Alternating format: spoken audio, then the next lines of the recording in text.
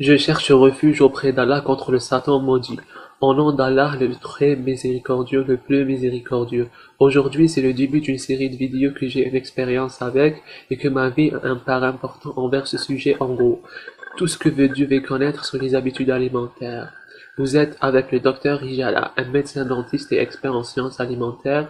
Avant tout, j'aime vous dire que tout ce que je vais raconter et expliquer dans cette série, c'est de la vérité et que moi-même j'ai appliqué, que Dieu témoigne. Donc, première des choses, fixez-vous un objectif. Avant de commencer à parler du sujet principal, nous allons parler de quelque chose d'important. Lorsque je vous parle de réussite ou de régime ou que je modifie le niveau de santé sociale ou physique, je vous explique le chemin. Mais vous devez d'abord suivre une habitude de réussite. Vous devez généralement vous fixer un objectif et marcher derrière pour l'atteindre. Mais le succès est différent du régime, car le succès signifie que vous atteindrez votre objectif et que vous chercherez ensuite les autres à atteindre, alors que le régime est un moyen. Vos habitudes doivent d'abord être saines. Vos aliments doivent être sains.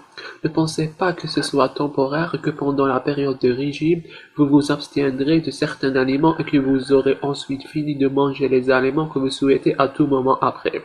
Ne mettez pas un poids spécifique que vous voulez atteindre et revenez ensuite à manger tous les aliments que vous avez abstenus pendant le régime en petite quantité. Donc,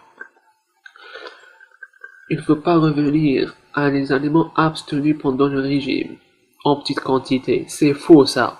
Si vous ne modifiez pas toujours votre façon de penser et vos habitudes pour vous habituer à manger des aliments sains et bons, vous n'obtiendrez pas de résultats satisfaisants. C'est ce que je vous livrer. Il est regrettable que l'action ait changé et que vous soyez habitué à l'inverse. Si vous avez une période faible ou si vous voulez atteindre l'objectif, vous retournerez à la mauvaise action.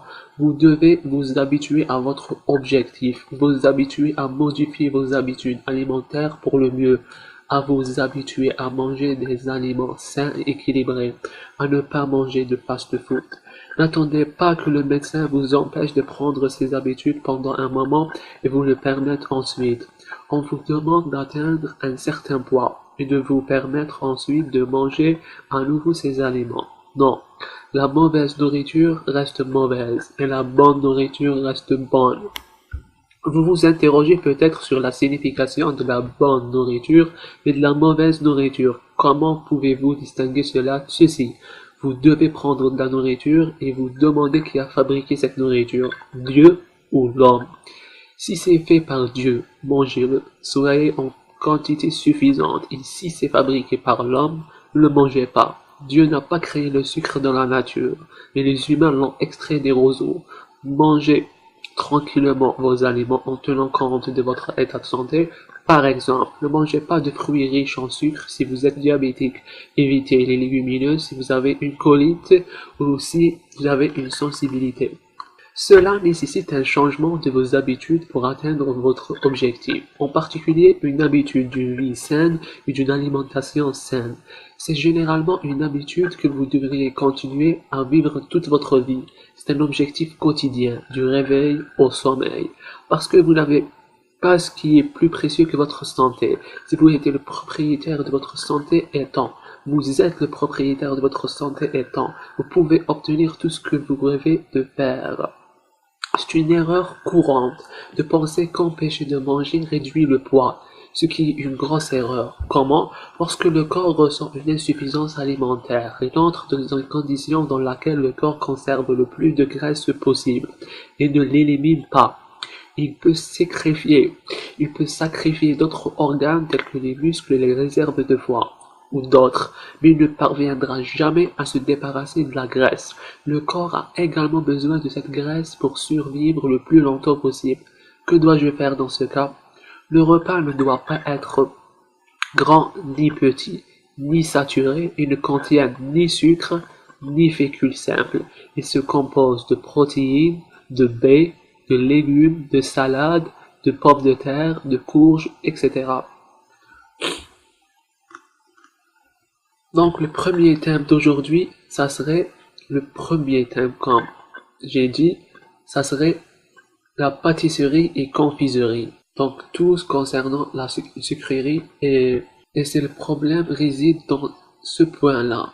Les sucreries paient des milliards pour promouvoir des produits sans gras, ce qui est une catastrophe. Qui a dit que les produits sans gras étaient utiles? Qui a dit que votre corps n'a pas besoin de graisse? C'est le premier point que je veux que vous compreniez bien. Le principal problème de l'alimentation n'est pas la graisse, mais le sucre.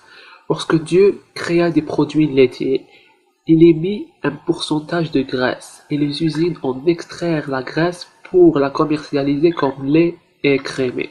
Ces graisses sont essentielles pour la plupart des hormones nécessaires à la vie et le cholestérol est très important pour la santé de la construction et du fonctionnement du cœur et du cerveau. C'est fondamental. Les graisses contiennent de nombreuses vitamines telles que vitamines A, D, K et E. Donc, extraire de la graisse de votre nourriture, elle va vous priver des vitamines. Donc, les vitamines marchent de pair avec la graisse. Les produits sans gras empêchent la formation ou le bon fonctionnement des protéines, qui contribuent essentiellement à la construction et au fonctionnement du cerveau et du système nerveux, et épuisent votre corps en le choquant avec une quantité violente de sucre. C'est ce que font les usines de produits sans gras. Enlevez le gras et mettez le sucre en place pour que le goût soit agréable. Tous les produits écrémés aussi doivent être évités, car ils sont remplis de matériaux synthétiques. Vous pouvez voir la différence vous-même. Il suffit de comparer le prix des produits sans gras et des produits entièrement gras.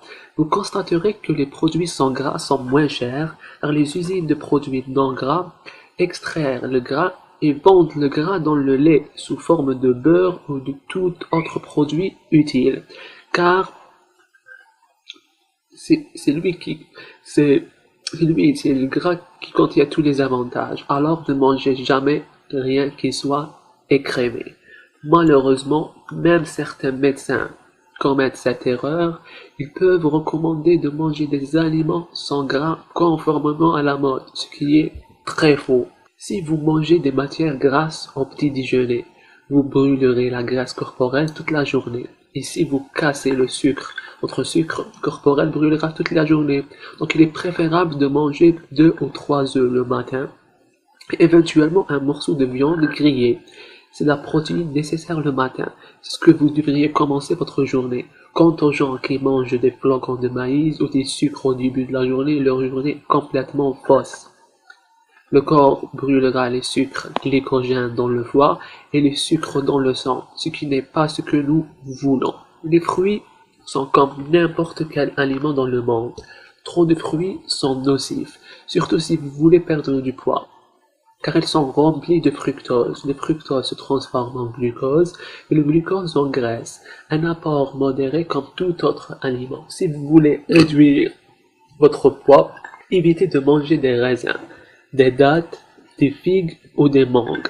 Mangez des oranges, des mandarines, du pamplemousse, du grenade, qui peuvent être utilisés en petite quantité et éviter les fruits contenant une grande proportion de sucre.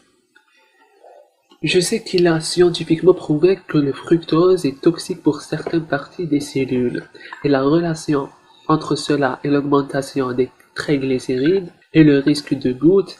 Si vous êtes diabétique ou si vous avez des problèmes liés à la graisse, à la goutte ou à une autre infection, arrêtez le fruit un moment et tout va bien grâce à quelques baies et fraises. Ensuite, vous pouvez vous habituer à manger de plus en plus. Ne mangez pas de fruits immédiatement après le repas. Donc ne mangez surtout pas de fruits immédiatement après le repas. Le fruit ne reste dans l'estomac que pendant environ une demi-heure, car il est constitué de fibres légères qui brûlent rapidement. La nourriture reste dans l'estomac pendant 4 heures. Lorsque vous mangez des fruits avec des aliments, ceux-ci restent pendant 4 heures provoquant une fermentation. Les fruits doivent être séparés des aliments, soit 1 heure avant ou 4 heures après. Par cela, on peut déduire qu'il faut éliminer complètement les sucreries, la farine blanche, les légumineuses et réduire l'apport en fruits. Il faut réduire la sécrétion de l'insuline au maximum, car un taux élevé est à l'origine d'un tas de problèmes qui est un sujet à traiter à part. dans des prochaines vidéos. L'insuline est sécrétée immédiatement après un apport d'un aliment qui a un indice d'insuline élevé. Donc, en aucun cas, on prend en considération l'indice glycémique. L'indice glycémique, c'est pas un indice à le prendre en considération. C'est l'indice d'insuline qui est le plus important. Les aliments contenant un indice d'insuline élevé sont les types d'aliments de viennoiserie et de la pâtisserie. Et certains types protéiques aussi. Donc, les acides aminés qui constituent les matières protéiques, il y a certains types qui augmentent la sécrétion d'insuline quand entrer dans le corps, comme des quantités importantes de viande rouge, mais en aucun cas l'insuline est sécrétée par rapport à l'adjonction des matières lipidiques. Donc, les matières grasses n'augmentent jamais la sécrétion d'insuline au sang. Donc, la base de notre habitude alimentaire est la matière grasse. Mais avant de changer l'habitude, il faut commencer à réduire les glucides graduellement, à cause que tous les systèmes digestifs, foie, cerveau, cœur, système nerveux, ont déjà habitué à des valeurs nutritionnelles précises, à des charges glycémiques plutôt élevées. Donc il ne faut pas le choquer immédiatement, notre organisme.